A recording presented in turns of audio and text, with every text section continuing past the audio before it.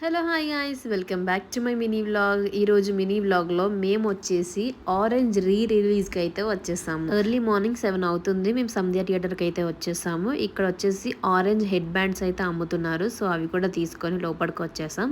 Crowd కూడా ఇప్పుడే మెల్లమెల్లగా వస్తున్నారు అనమాట. చూసారు కదా ఎంతమంది వచ్చారో. ఇంకా లేట్ చేయకుండా లోపలికి వెళ్ళిపోదాం.